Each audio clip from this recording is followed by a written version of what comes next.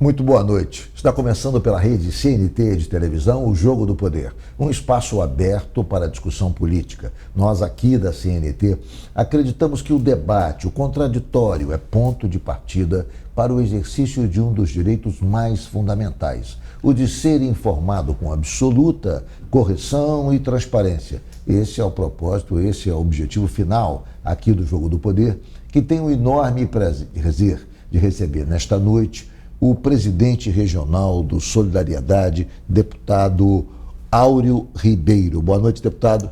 Boa noite, Ricardo. Primeiro, alegria de participar desse programa tão importante do nosso estado de debate político. É um prazer recebê-lo, você que ocupa a presidência regional do Solidariedade, você que tem um papel de destaque também na Câmara dos Deputados em Brasília, com bandeiras importantes. E uma das principais bandeiras que eu me recordo logo para iniciar a nossa conversa é a CPI dos planos de saúde, é a defesa dos clientes dos planos de saúde que enfrentam uma série de dificuldades no dia a dia do relacionamento com as empresas que administram esses planos de saúde. Recentemente, tivemos notícia do corte de grande quantidade de associados, de pessoas vinculadas aos planos, autistas, pessoas com doenças crônicas, que foram eliminados sumariamente do plano por decisão das operadoras de planos de saúde. Diante desse fato, diante dessa grita que houve a partir dessa iniciativa tomada pelos planos, você entrou com um pedido de CPI com assinatura regulamentar na Câmara dos Deputados. Entretanto, o presidente Lira, surpreendentemente para mim, não instalou a CPI e ela está lá ainda dormitando na gaveta do presidente. Explica para mim o que está acontecendo e qual é a sua expectativa em relação à possibilidade de instalação da CPI. Primeiro, Ricardo, eu acho que a gente vive um momento que cada usuário sabe o que passa com o seu plano de saúde. Quando você faz um plano de saúde, você faz um plano de vida, né? Você separa uma fatia do seu orçamento para gastar com um seguro saúde. Sim. E aí você contrata uma operadora, escolhe a operadora que você quer utilizar, e aí quando você tem um problema de saúde, você recorre para ser atendido. Sim. Assim, cada brasileiro que é usuário faz. A gente tem no Brasil diversas operadoras, mas tem um serviço de péssima qualidade ofertado ao cliente que tem que ser fiscalizado pela agência suplementar de saúde, que é a ANS. A gente foi surpreendido com cancelamentos de forma unilateral. Sim. De crianças autistas, de pessoas com tratamento de câncer. Isso causou um grande transtorno. E aí os planos sempre falando que o usuário está gastando mais do que deveria gastar. Ué, se você faz um contrato é para você utilizar quando precisa. Evidente. Automaticamente, a gente, atendendo mães atípicas no Congresso Nacional, coletamos a assinatura de diversos parlamentares para instalação de uma comissão parlamentar de inquérito para que a gente pudesse investigar o que está acontecendo de fato com profundidade nesse sistema.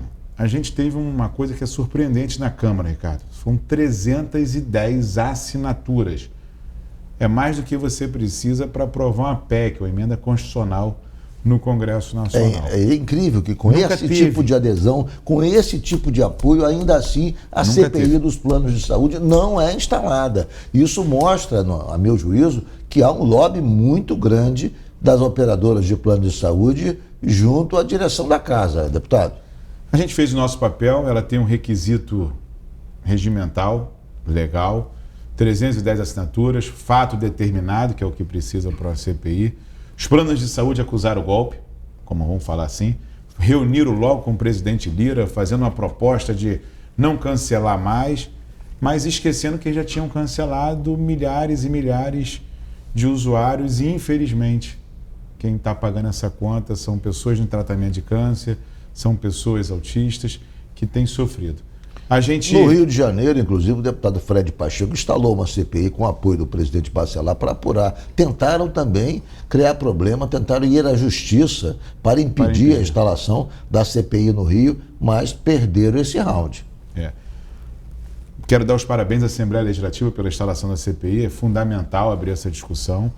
A CPI que eu protocolei e está na presidência da Câmara dos Deputados, agora teve um pedido de uma associação levando ao Supremo Tribunal Federal para que possa ser instalada sobre a instalação no Congresso. Eu, particularmente, acho que é uma matéria da Câmara dos Deputados, mas, infelizmente, eles, como minoria nesse processo, recorreram ao Supremo Tribunal Federal para ter garantida a instalação de uma discussão temática fundamental. Isso me leva àquela discussão seguinte: como a Câmara, como o Congresso, não desempenha o papel que tem que desempenhar diante da sociedade, abre caminho para a judicialização da política e ocorre o que está acontecendo. Se judicializa tudo porque o Congresso se omite, não se manifesta e deixa de cumprir o seu papel constitucional diante da sociedade. Aí se judicializa tudo. A judicialização é uma consequência clara dessa omissão daqueles que têm a competência de tomar posição. E a gente tem que ter clareza que precisa ser discutido. E eu tenho muita confiança no conjunto de parlamentares, na instituição Câmara dos Deputados. Eu acho que a Câmara está preparada para fazer esse debate e eu acho que, se tem clareza e transparência, a gente melhora qualquer serviço ofertado à população. Então não tem porquê não instalar uma CPI que possa melhorar o sistema, que possa aprofundar. Você, usuário, é inadmissível você pagar quase 30% ao ano de reajuste. O seu salário não reajustou. Ainda tem esse aumento. A inflação não reajustou. O preço que o plano de saúde paga ao hospital não reajustou. Então, por que o plano de saúde cobra 30% do usuário se o serviço não é pago ao hospital, ao remédio utilizado? Existe uma caixa preta que precisa ser aberta, que tem muita gente sendo beneficiada. E a gente vê o tamanho desse lobby quando a gente não consegue avançar nessa matéria na Câmara dos Deputados, e a gente precisa sim abrir a caixa preta, enfrentar esses problemas, demonstração clara de transparência pelas operadoras de plano de saúde, pela Agência Nacional Suplementar, para que a gente possa melhorar a vida do quem utiliza. Quando você não consegue utilizar esse plano de saúde, Ricardo, o que é triste? Pessoas que têm condições de pagar, não está tendo esse serviço ofertado, recorrendo ao SUS. Exatamente. E esse mercado parece que está se tornando um oligopólio, porque agora a Amil comprou a Golden Cross, juntaram as duas numa operação só, e aí passam a adotar o mesmo critério de exclusão que a Amil inicialmente começou a adotar também na Golden Cross, ou seja, estão se tornando gigantes que estão tomando conta desse mercado de maneira absolutamente com desequilíbrio, porque são grandes oligopólios contra a sociedade. E tem uma fala que a gente escuta muito no Congresso, assim, mas o plano de saúde dá prejuízo. O plano de saúde não está sendo rentável. Se dá prejuízo, por que o Júnior,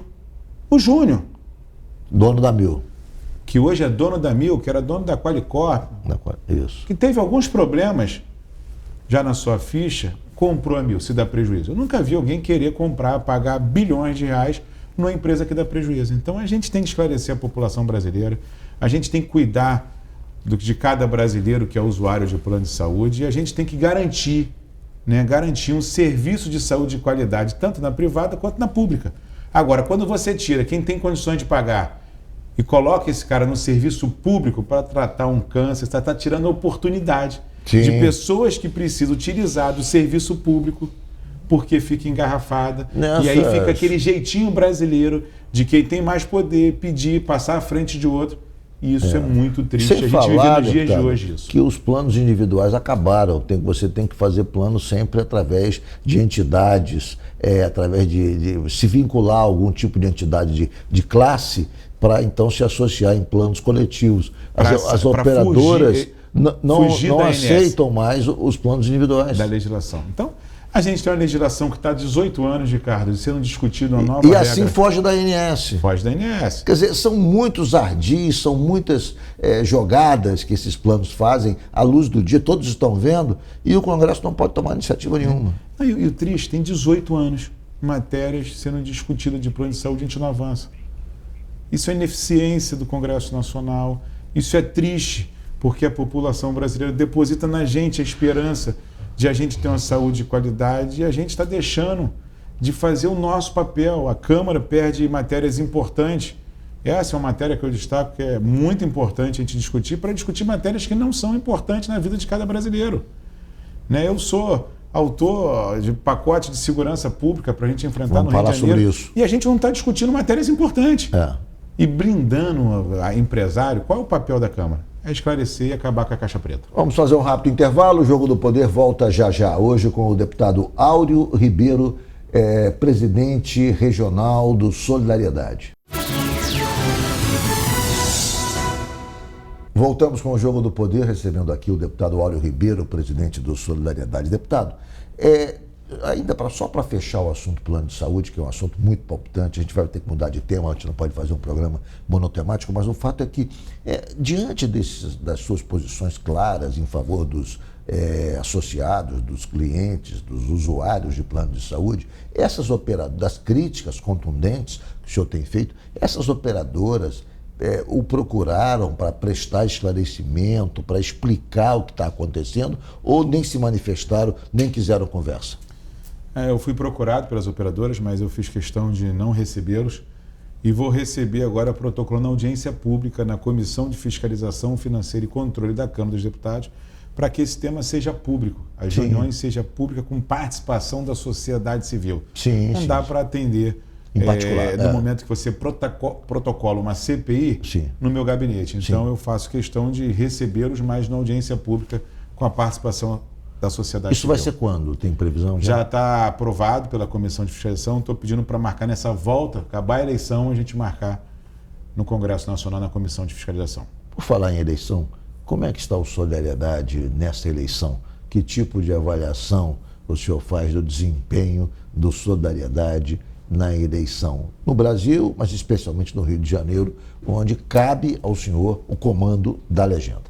Ricardo, a gente está bem feliz com o desempenho do Solidariedade já, porque a gente tem no Rio de Janeiro o PL como partido principal, o partido do governador do estado do Rio de Janeiro, e logo em seguida a gente ocupa o segundo lugar em número de prefeituras.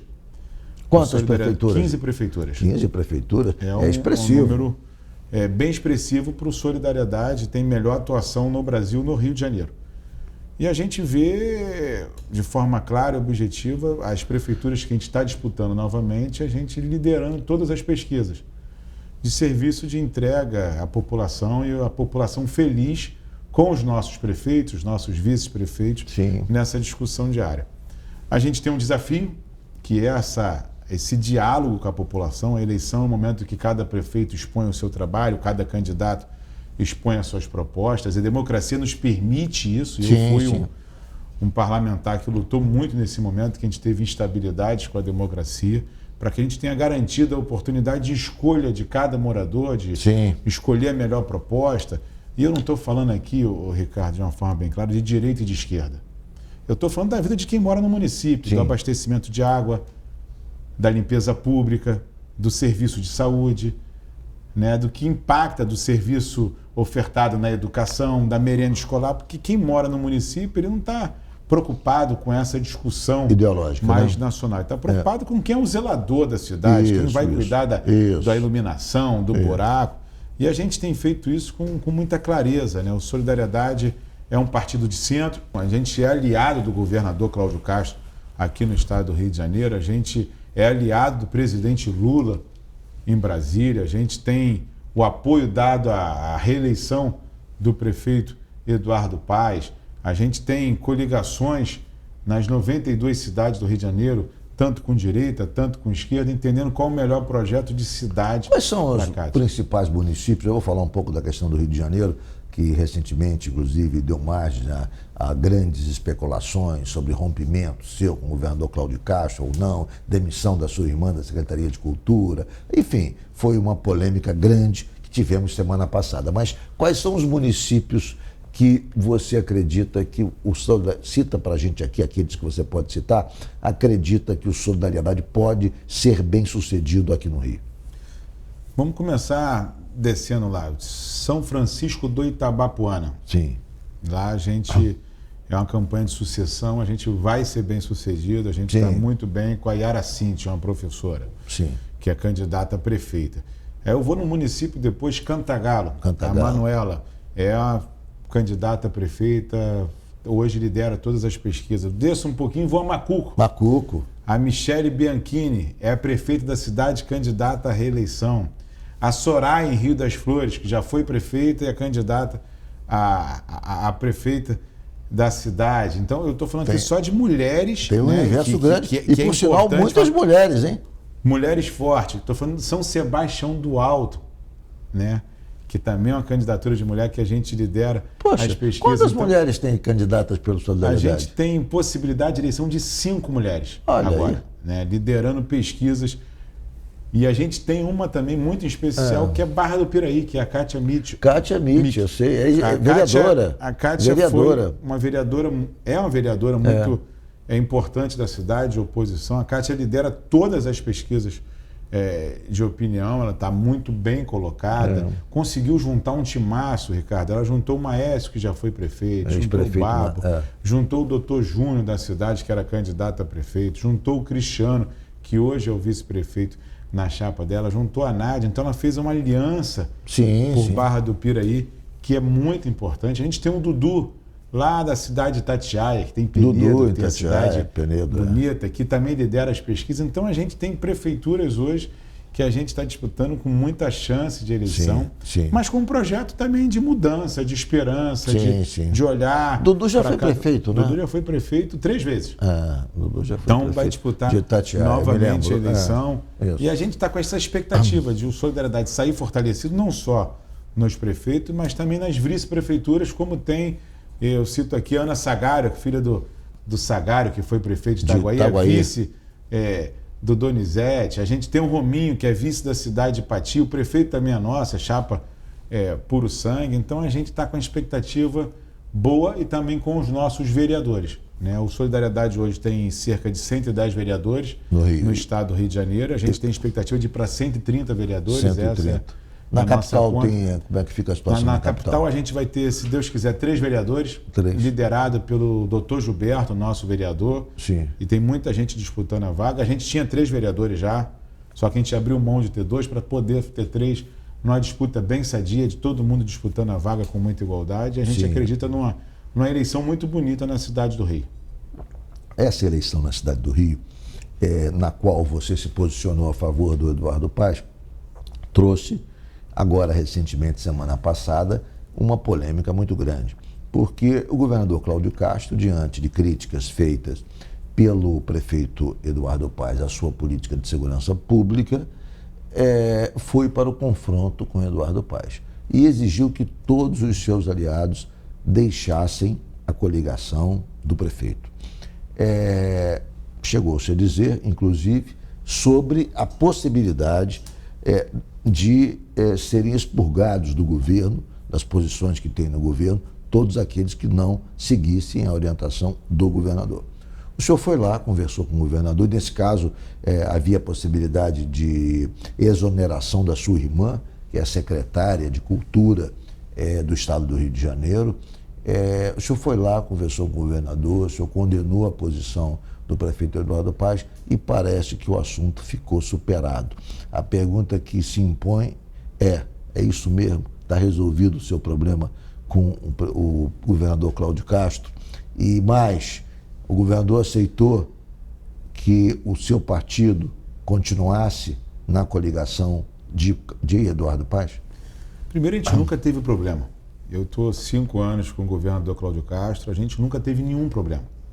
A nossa relação é uma relação de paixão pelo Rio de Janeiro, de muito trabalho. Eu tenho um desafio de coordenar a bancada dos deputados em Brasília e o Cláudio é a pessoa que eu falo quase diariamente para que a gente possa tocar as pautas do Estado no Congresso Nacional. Então nunca tivemos instabilidade nenhuma antes, nunca teve nenhum momento difícil.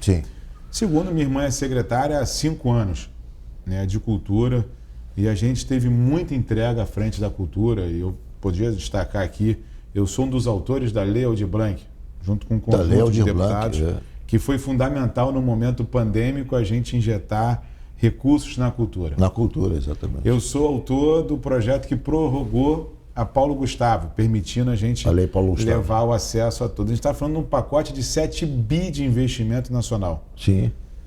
A gente conseguiu democratizar a cultura no estado do Rio de Janeiro, não sendo só a cultura da capital, mas levando a cultura para os 92 municípios, dando oportunidade à classe artística, com editais, cuidando da capoeira, cuidando da cultura como um todo. E um serviço de muita entrega. Nesse momento de uma campanha eleitoral, você tem esbarrão para cá, esbarrão para lá, a democracia permite isso, divergências, isso é natural. Eu não escondo, eu sou aliado do governador Cláudio Castro, sou amigo do governador Cláudio Castro, componho o governo com o governador e acredito muito na política que o governador tem feito. E o Solidariedade está apoiando sim o Eduardo Paes para prefeito do Rio. A gente tinha feito esse compromisso. Você chegou a conversar com o governador lá atrás, né?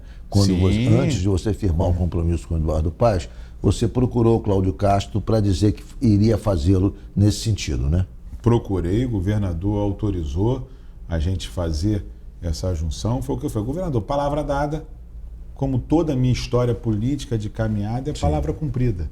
Então a gente tem uma palavra de uma convenção com os candidatos, com todo mundo, declarou apoio, a gente vai seguir até o final, mas eu sou aliado de primeira hora do governador Cláudio Castro no enfrentamento. E o senhor, inclusive, fez críticas à posição de Eduardo Paes de criticar o Cláudio Castro, né? Sim, porque o Cláudio não é candidato. O candidato pode ter do partido do Cláudio outro candidato ou tem outros candidatos. O Cláudio não é candidato, o Cláudio tem que ser o parceiro de todos os prefeitos. O papel do governador é ajudar os prefeitos a tocar o dia a dia da sua cidade. Eu recorro ao Cláudio todas as vezes que a gente precisa cuidar dos nossos prefeitos, na atenção na infraestrutura, como fui muito bem recebido, na atenção à cultura, à educação. Então, o prefeito tem que ter sempre essa ligação com o governador para o enfrentamento. A gente tem um problema hoje grave e a gente não pode deixar de destacar, que é o problema de segurança pública nacional. Tanto que eu sou autor de um pacote. Eu vou falar sobre isso. Em Brasília para que a gente possa enfrentar. Então, mas não adianta só você tirar a responsabilidade. Todos são responsáveis. Só para encerrar esse assunto. Você não resolveu toda a questão que poderia existir de mal-entendido, de ruído no relacionamento com o Cláudio Castro. A situação está superada e resolvida. Eu nunca vi ruído. Sim. Né? Existiu ali algumas notas de imprensa, a gente nunca teve ruído e a gente nunca teve problema. O governador Cláudio Castro, a gente continua firme. Eu costumo falar assim, é meu melhor parceiro político e a gente está firme com ele no enfrentamento de todos os problemas que o Rio de Janeiro tem para que a gente possa, cada dia, melhorar a vida de quem mora nesse estado maravilhoso. Vamos a um rápido intervalo novamente. O Jogo do Poder volta daqui a pouco com o presidente regional do Solidariedade, deputado federal Áureo Ribeiro. Voltamos com o Jogo do Poder, recebendo aqui o deputado Áureo Ribeiro, do Solidariedade. Deputado, eu queria ainda falar um pouco de eleição, e aí nessa semana tivemos uma pesquisa do Datafolha que mostra Eduardo Paes com 56% da intenção de voto no Rio de Janeiro e os demais com uma posição bem inferior, o segundo colocado com 9%, que é o Alexandre Ramagem, mas não é isso que me chamou a atenção. O que me chamou a atenção, e eu queria que o senhor comentasse, é a posição do Eduardo Paes junto aos evangélicos. O senhor é evangélico, o senhor é militante, enfim, qual é a sua denominação? Metodista. Metodista, mas o senhor circula bem no meio evangélico e eu percebi que, diferentemente do que acontece no Brasil, do que aconteceu em outras eleições, os evangélicos não seguiram a posição do candidato bolsonarista no Rio de Janeiro, que é o Alexandre Ramagem. Ramagem tem apenas 11% do voto evangélico e Eduardo tem 46% dos evangélicos. Ou seja, havia em eleições anteriores essa, digamos, posição construída de que, ao longo de várias eleições, de que o público evangélico seguiria o bolsonarismo. Nessa eleição no Rio isso não está acontecendo, até porque as principais lideranças evangélicas não declaram apoio à Ramagem. Pastor Cláudio Duarte, pastor Silas Malafaia não se posiciona, mas diz, o Eduardo é meu amigo. Não fica muito claro se ele está apoiando o Eduardo, mas diz, não, Eduardo é meu amigo, ele diz sempre isso, eu não vou ficar contra ele. Você tem aí o pastor Abner, da Assembleia de Deus, apoia o Eduardo. Tem o Otônio de Paula, apoia o Eduardo. Ou seja, se o Eduardo não conseguiu avançar da negociação política, na negociação entre os evangélicos, ele foi bem sucedido. Tanto que ele neutralizou esse dogma de que evangélico volta em bolsonarista. Eu acho que não acontece só na cidade do Rio, mas vou te falar pelo Estado. Essa é uma eleição que é diferente da eleição nacional. É a eleição que as pessoas estão preocupadas com o seu dia a dia, com a escola, com o posto de saúde, com a limpeza pública, com a iluminação, com a conservação. E o eleitor não está muito nessa vibe que a gente fala de esquerda, direita, bolsonarismo, não bolsonarismo. Ele está preocupado com quem pode entregar um serviço de qualidade, com quem pode cuidar ali de chegar na escola, ter uma professora, a escola está arrumada, está climatizada, uma escola tecnológica. Ele está preocupado de sair de casa e não ter um buraco para o carro dele, ter que trocar o pneu ali, furar o pneu. Ele está preocupado com o dia a dia, o zelador. O que está em jogo nessa eleição é a zeladoria da cidade e é o dia a dia da vida de cada um que mora no seu município. Sim, sim. E isso acaba impactando. Então você não tem aquele discurso de uma pauta nacional. A gente não vai discutir agora aqui na eleição municipal o aborto. Essa tese de que... A gente não vai discutir a questão de ideologia de gênero, porque isso é nacional. Essa tese de que o candidato apoiado por Lula não teria apoio dos evangélicos e tal, isso é relativo, né? Isso é relativo porque você vê o perfil do candidato. E aí você vê também que tem muito aproveitador, né? Eu quero falar uma coisa assim, muito aproveitador. Tem gente que era PSDB, passa a ser PT. Tem gente que era PT, passa a ser Bolsonaro. As pessoas mudam. Sim. E a vida das pessoas também tem mudança de fato. E o eleitor percebeu isso. O eleitor percebeu que tem gente que mudou o comportamento para chegar no eleitorado.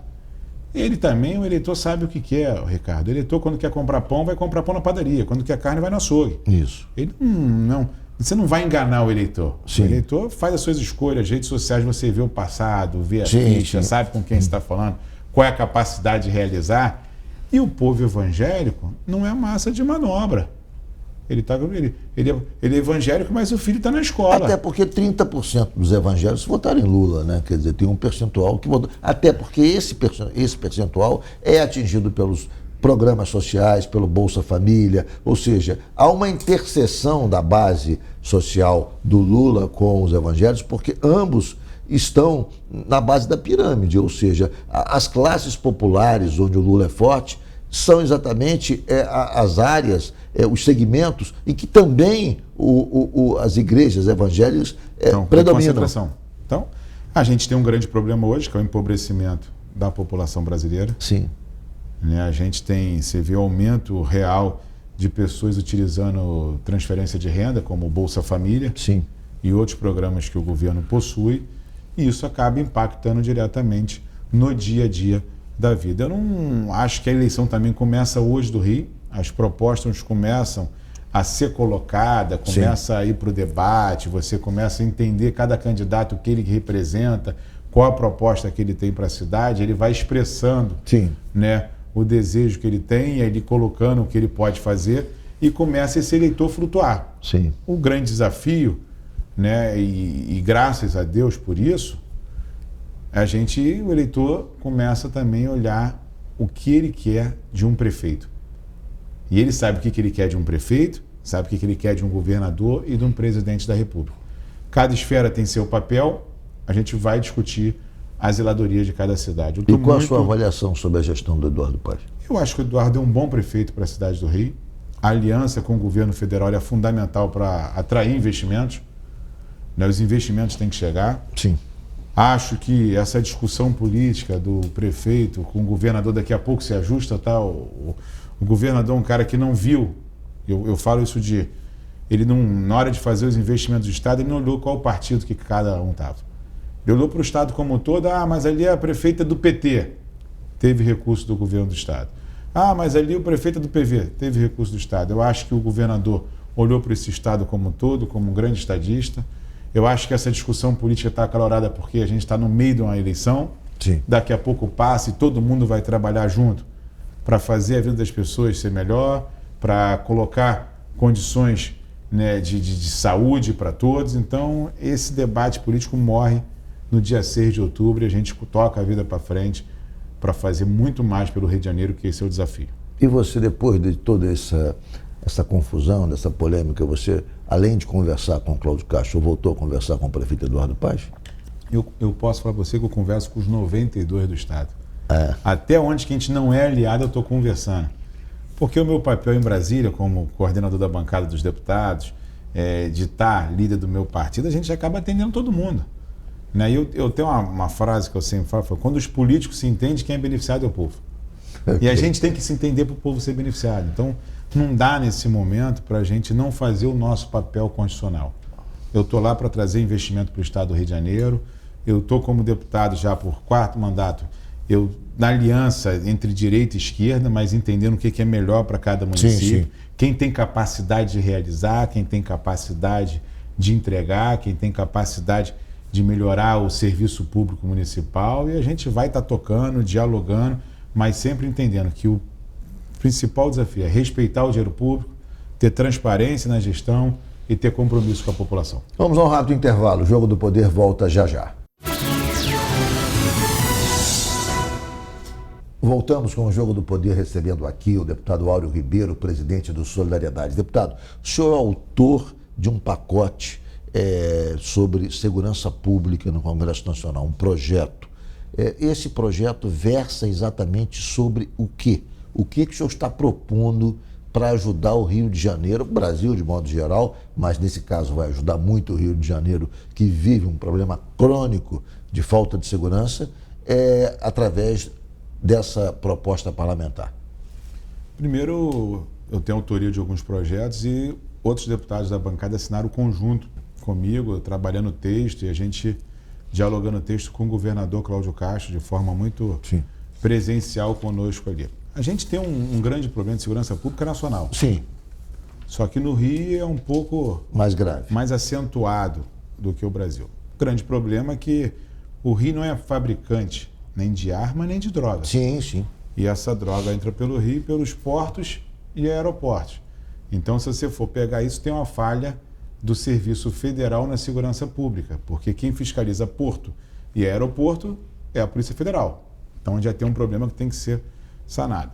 A gente tem um problema das facções no Rio de Janeiro e você tem toda hora conflito e quem paga o preço desse conflito é o morador de que está nessa área de conflito que é atingido por uma bala perdida e essa bala perdida sempre atinge uma criança, um morador, um trabalhador. A gente tem outro grande problema da falta de investimento, né, em segurança pública, porque também não tem dinheiro suficiente. Sim. O Rio de Janeiro passa por um regime de recuperação fiscal, pagando um juros absurdo ao governo federal.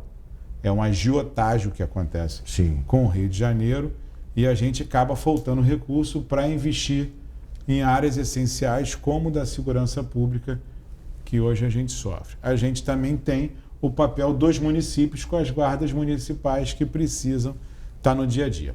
O que é esse grande conjunto, Ricardo?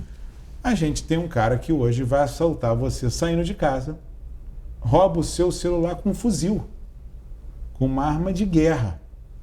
Esse cara é preso hoje, amanhã ele passa pela audiência de custódia e está solto. E depois você prende ele de novo, e depois você prende ele de novo, e isso não acaba. Primeira coisa que a gente defende é a gente aumentar a pena e não pode tratar quem está com um fuzil como tivesse com uma arma comum. É uma arma de guerra, de grande poderio de fogo. Então a gente tem que penalizar esse cara que está portando um fuzil. Essa é uma medida que a gente propõe nessa mudança legislativa. A outra mudança que a gente propõe é que o cara não tem essa quantidade de audiência de custódia. Sim. Você foi preso uma vez, já foi beneficiado por isso, depois você não pode ser preso de novo, ter outra audiência de custódia. Isso aí, desculpa, pode até ter a audiência de custódia, mas não pode sair. Não pode sair. Você tem toda hora o cara sendo reincidente. Tem cara que eu vi hoje no jornal 29 passagens pela polícia. Esse cara não pode estar na sociedade convivendo. A gente tem que ter isso mais claro. A gente tem que também enfrentar com inteligência. Esse dinheiro é escorado, escoa o dinheiro por onde? Por pequenos comércios, faz evasão de divisa, faz lavagem de dinheiro. Então a gente tem que ter um crime mais duro para quem utiliza desse mecanismo da lavagem de dinheiro. E com as milícias também. Sim. A gente não pode achar que a acabaram, milícia é uma coisa comum. Não, a milícia gente tem que é outra enfrentar facção isso. criminosa, como qualquer outra, grande, e tem poderosa. a milícia hoje. Então, a gente apresentou um pacote, eu conversei muito com o presidente Gueira. Falei, presidente, cabe o papel do Congresso Nacional resolver e endurecer a legislação brasileira para que a gente possa enfrentar o crime organizado. Aqui a gente está, tem hora, enxugando gelo. O governador quer fazer, o governador melhorou o salário dos policiais militares. O governador equipou, reformou o batalhão, mas a legislação não permite fazer o melhor enfrentamento. Então a gente tem que votar um pacote de segurança, endurecer a legislação brasileira para que os governos dos estados e sem falar que havia atuar. Aquela DIN, né, que proíbe foi a operação impetrada pelo PSB, que proíbe a operação, que foi junto ao Supremo Tribunal Federal, que proíbe a operação em comunidades. Agora está sendo um pouco, digamos, havendo uma certa temperança por interferência, inclusive, do Procurador-Geral, doutor Luciano, que tem, do Ministério Público do Rio de Janeiro, que tem conversado com o ministro Fachin sobre a necessidade de ter um tipo de, digamos, de equilíbrio na análise das operações policiais, dado que é necessário proceder esse enfrentamento diante de barricadas, diante de situações em que o direito de ir e vir é totalmente proibido, vetado pela ação de grupos criminosos. Então, nesses enfrentamentos, para resolver isso, para enfrentar esses grupos, óbvio que há situações em que há conflito, em que há embates, e o Procurador-Geral, Luciano, doutor Luciano, tem agido de maneira bastante eficaz, fazendo essa ponderação, esse meio-campo junto ao. Porque ninguém mais categorizado para falar sobre a necessidade de compreensão e tolerância do Supremo do que o representante do próprio Ministério Público. E ele tem se desincumbido desse papel, mostrando que trouxe aqui o ministro Fachin, visitou o Comando-Geral da Polícia Militar, teve encontros com o comandante-geral, promoveu reuniões na sede do Ministério Público do Rio de Janeiro, para ver se isso há algum tipo de entendimento, de contemporização. Obviamente, não está se falando em acobertar excessos. Os excessos, invasões de residências e tal, devem ser evitados. Mas isso não significa dizer que a polícia não pode entrar nas comunidades para fazer o enfrentamento. Não, e a gente tem que destacar que a gente precisa, e eu defendo isso no Congresso, apoio das Forças Armadas. A polícia não tem um efetivo para resolver o problema no Rio de Janeiro. Sim. E o governador tem sim que ter o apoio do governo federal, com a Força Nacional, com as Forças Armadas, fazer um planejamento de integração com as guardas municipais de cada cidade, para que a gente possa evitar aqueles pequenos furtos, para que a gente possa ter um plano de segurança integrado e a gente possa, com essa sinergia de todo mundo junto, a gente resolver o problema de segurança do Rio de Janeiro. O Rio de Janeiro é a porta de entrada do Brasil. Quando você está no exterior, o cara fala, vou para o Brasil, fala, vou para o Rio. E a gente tem que cuidar dessa porta de entrada, garantindo também, com investimento nacional do governo federal, a segurança pública. Qual é a do Rio de perspectiva Janeiro. de aprovação desse Eu acho que é total. Existe um clamor em que popular. pé está o projeto agora na Câmara? Existe o projeto, estão em comissão temática, mas eu estou defendendo votar com urgência, a gente aprovar a urgência, levar a plenário, discutir com os 513 parlamentares e a gente aprovar esse pacote de segurança como a medida principal.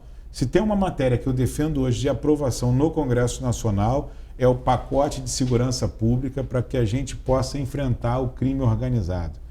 O maior problema que a gente tem hoje no Brasil é a segurança pública e a gente precisa dedicar o tempo do Congresso Nacional a matérias importantes. Se tem uma coisa hoje fundamental para o crescimento, para a geração de emprego, renda, oportunidade para a juventude, oportunidade de a gente melhorar a avaliação na educação, é enfrentar a violência. A violência hoje tem causado um transtorno absurdo para todos e todas nesse país. A gente não tem a garantia hoje de ir vir. A barricada tem que tirar. É verdade. Nosso tempo se esgotou, haveria, enfim, a necessidade de a gente continuar essa conversa versando sobre outros temas, mas infelizmente o nosso tempo regulamentar está esgotado. Foi um prazer enorme conversar com o senhor nessa noite aqui no Jogo do Poder. Obrigado. Muito obrigado a você que nos acompanhou de casa também. O Jogo do Poder, como sempre, volta no próximo domingo às 10h40 da noite. E eu quero contar novamente com a sua audiência. Tenham todos um bom final de domingo, uma boa semana e até lá.